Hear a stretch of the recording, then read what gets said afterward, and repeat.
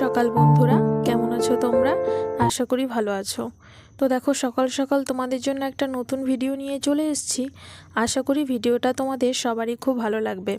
তো দেখো, তোমরা তো এখন মোটামুটি সবাই জেনেই গেছো যে এবার আমাদেরকে এই কলকাতা শহর থেকে বিদায় নিতে হবে, নিজের বাড়ি ফিরে যাওয়ার পালা। তো বিশ্বাস করো, একদিকে যেমন ভীষণ আনন্দে আছি, আর একদিকে খুব দুঃখেও আছি। তার কারণ এই শহরটা থেকে অনেক কিছু শিখেছি। যখন প্রথমবার এই শহরটিতে এসেছিলাম তখনও কিন্তু কাঁদতে কাঁদতেই এসেছিলাম। তার কারণ বাবা মাকে ছেড়ে এতটা দূরে চলে যাব এটা কখনো ভাবিনি। বাবা মার কাছাকাছি থাকবো বলেই কাছে বিয়ে করেছিলাম, কিন্তু ভাগ্যের দেখো কি পরিহাস, সে কিন্তু দূরেই আসতে হয়েছিল। তাই ভীষণ কাঁদতে কাঁদতে এসেছিলাম যেদিন ফার্স্ট আমি হাজব্যান্ডের সঙ্গে এই শহরে আসি। আর আজ দেখো, যখন যাওয়ার সময় হয়েছে তখনও মনে হচ্ছে কাঁদতে কাঁদতেই যেতে হবে। কারণ এই 3 বছর 3-4 মাসে অনেক কিছু শিখেছি, অনেক কিছু পেয়েছি, জীবনটাকে নিজের মতো করে বেঁচেছি। এত স্বাধীনতা পেয়েছি যেটা হয়তো জীবনে আর কোনো দিনই পাবো না।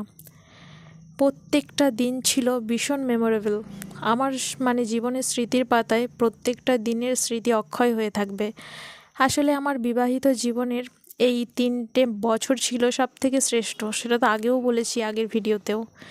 তাই দেখো, ভাবলাম যে যাওয়ার আগে আবার যেহেতু সব কিছু নতুন করেই শুরু করছি, তাই যাওয়ার আগে একটু মায়ের কাছে পুজো দিয়ে যাই আর আশীর্বাদ নিয়ে যাই যাতে সব কিছু ভালো হয় আর নতুন করে ভালো করে সব কিছু শুরু করতে পারি। আর তাছাড়াও দেখো, বাবার আসার কথা ছিল, যেহেতু আমরা এখান থেকে চলে যাচ্ছি তাই আমাদের অনেক গোছগাছ করার ব্যাপার আছে। আমরা দুজন অর্ককে নিয়ে ঠিক করে উঠতে পারছিলাম না, তাই বাবা আমাদের হেল্প করতে এসেছিল। আর বারটা ছিল রবিবার। বাবা কিন্তু এখনও আমাদের বাড়িতে ঢোকেনি। দক্ষিণেশ্বর স্টেশনে নেমেই বাবা আমাদের জন্য ওয়েট করছিল, আর আমরাও এদিক থেকে এসেছিলাম। তার কারণ এর আগে দিদা আর আমার মাকে দক্ষিণেশ্বরের মায়ের দর্শন করানোর সুযোগ হয়েছে, তবে বাবাকে এখনও দেখাতে পারিনি। তাই ভাবলাম যে আমরা থাকতে থাকতেই বাবাকে ওই দর্শনটা করিয়ে দিই, আর আমরাও যাই একটু মায়ের আশীর্বাদ নিয়ে আসি সব কিছু নতুন করে শুরু করার আগে। আর আগের বার যখন এসেছিলাম তখন কিন্তু মায়ের পুজো দেওয়ার সৌভাগ্য হয়নি। দর্শন করেছিলাম তবে পুজো দিতে পারিনি। তাই ভাবলাম এই সুযোগটা আর হাতছাড়া করা যাবে না। এইবার এই সুযোগে বাবাকেও দেখিয়ে দিই আর নিজেরাও একটু মায়ের কাছে পুজো দিয়ে আশীর্বাদ নিয়ে যাই। তাই দেখো, এদিকে চলে এসেছি আজকে সকাল সকাল দক্ষিণেশ্বরে মায়ের কাছে। আর এই যে তোমরা তো দেখতেই পেলে, বাবা, অর্ক আর বরমশাই আর আমি 3জন। তো দেখো, যেহেতু মন্দিরের ভেতরে ফোন নিয়ে ঢোকা অ্যালাউ নেই, তাই বাইরে থেকে যতটা সম্ভব হয়েছে তোমাদেরকে দেখানোর চেষ্টা করলাম। আর এখনই যে তোমরা দেখছো, এখন আমরা যাচ্ছিলাম ঘাটের দিকে, তার কারণ পুজো দেওয়া হয়ে গেছিলো। এখন যাব বেলুড় মঠ। তো ঘাটের দিকে যেয়ে দেখলাম যে হাজব্যান্ড বললো যে চলো গাড়িতে করে যাই, তাহলে তাড়াতাড়ি হয়ে যাবে। তাই দেখো, এখন আমরা একটা গাড়িতে উঠে পড়েছি বেলুড় যাওয়ার উদ্দেশ্যে। আসার সময় লঞ্চে করে আসব।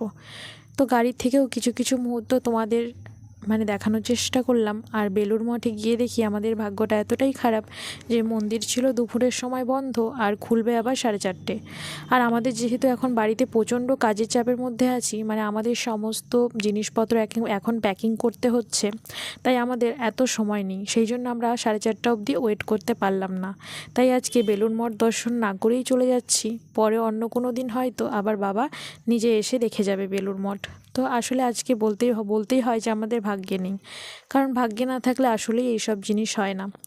তো দেখো, ফেরার সময় লঞ্চে ফিরবো সেটা তো তোমাদেরকে বললামই। তাই দেখো, লঞ্চে উঠে পড়লাম।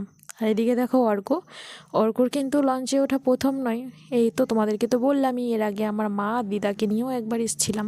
তাই অর্ক এবার জীবনে 3য় বার লঞ্চে উঠলো, আরেকবার উঠেছিল।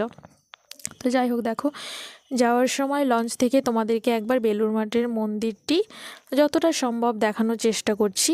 এই যে এখান থেকে দেখে নাও। আর গঙ্গাতে এলে আমার কী যে ভালো লাগে, এই লঞ্চের উপরে উঠে গঙ্গার দিকে তাকিয়ে আমি শুধু ভাবতেই থাকি।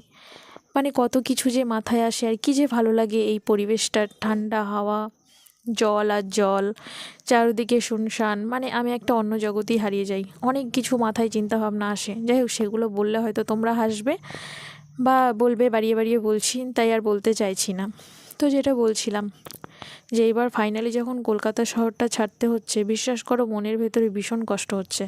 তার কারণ এতগুলো দিন যে কী স্বাধীনভাবে ছিলাম, নিজের মতো থেকেছি, খেয়েছি, ঘুরেছি, পড়েছি, কেউ কিছু বলার ছিল না। এতটা স্বাধীনতা হয়তো আর জীবনে কোনো দিনই পাবো না। তবে একটু কষ্টও হয়েছে, এই বাচ্চাটাকে পুরোপুরি নিজের হাতে এতটা বড় করেছি, ভীষণ কষ্ট হয়েছে।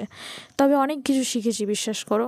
বয়সের তুলনায় অনেক বেশি ম্যাচুরিটি এসছে, যেটা হয়তো বাড়িতে সবার সঙ্গে থাকলে হতো না। আর হাজব্যান্ডের সঙ্গেও বন্ধুত্ব বলো, বন্ডিং বলো, যাই বলো না কেন, মানে ভীষণ মজবুত হয়েছে সেটা। কারণ দুজন মানে অনেকটা সময় নিজেদের মধ্যে যেহেতু কাটাতে পেরেছি, তাই এখন মানে দুজন ছিলাম, দুজন সব থেকে ভালো বন্ধু, মা বাবা, সমস্ত কিছু। তাই মানে যারা নতুন বিয়ে করছে, নবদম্পতি, তাদের আমার মনে হয় যে একটু ফ্যামিলি থেকে দূরে গিয়ে থাকাটাও কিন্তু খারাপ নয়। তার মানে আমি বলছি না যে ফ্যামিলির বিরোধিতা আমি করছি না, কিন্তু কিছুদিন যদি নিজেরা একটু আলাদা থাকতে পারে না, নিজেদের মধ্যে সম্পর্কের বন্ধনটা ভীষণই মজবুত হয়। তো যাই হোক, দেখো কথা বলতে বলতে আমি আবার চলে এলাম ঘাটে। এবার আমরা নামবো। আর এখান থেকে তোমরা দেখতে পাচ্ছ ওই যে দক্ষিণেশ্বরের মন্দিরটা দেখা যাচ্ছে। আসলে এই জায়গাটা এলে না মনটা পুরো শান্ত হয়ে যায়, আর কিছুতেই যেতে ইচ্ছে করে না, কিন্তু যেতে তো হবেই। আজকে বাড়িও যেতে হবে, আবার এই শহরটা ছেড়েও যেতে হবে। এই যে মায়ায় জড়িয়ে গেছি না 3টে বছরের, এই মায়া কাটিয়ে বাড়ি যাওয়াটা খুব কষ্টের।